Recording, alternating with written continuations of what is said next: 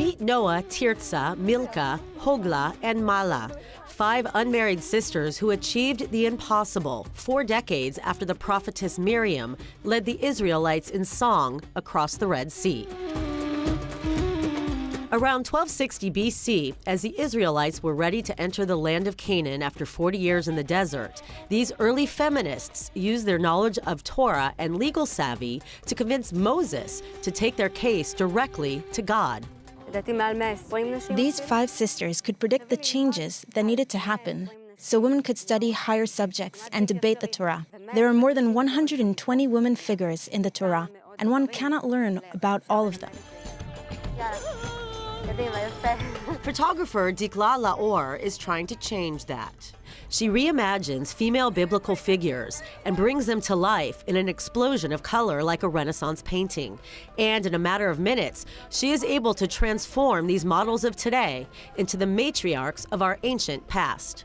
It's a story of women that sometimes you didn't hear about them, but most of them, they had a very important part in this history. And now it's time, or it's an opportunity to tell their story. It's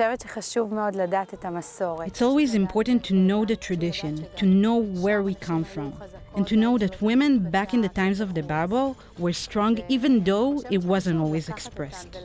At that time in history, God instructed Moses to take a census of males in order to divide up the land of Canaan according to tribes. Their father, Zelophead, from the tribe of Levi, died during a rebellion, but these smart sisters took the law into their own hands, saying, "Let not our father's name be lost to his clan just because he had no sons. Give us a holding among our father's kinsmen." Plus, the mercy of flesh and blood is not like the mercy of God for all his works. The 5 sisters were at a physical and spiritual crossroads that parallels the times that we're living in now. Today, women can share their voice, and they can change things and do good things for the humanity, for all of us.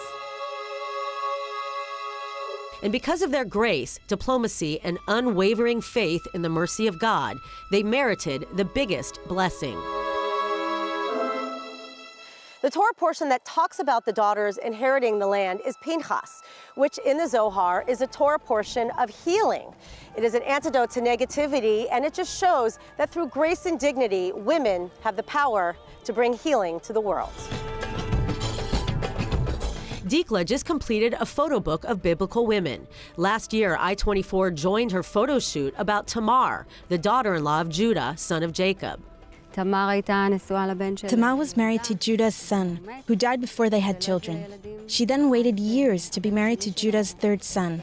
But when this didn't happen, she decided to disguise herself as a prostitute and seduce Judah.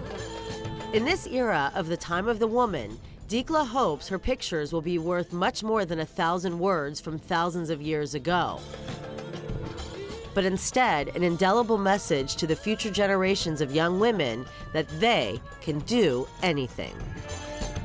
In the Golan Heights, Emily Francis, I-24 News.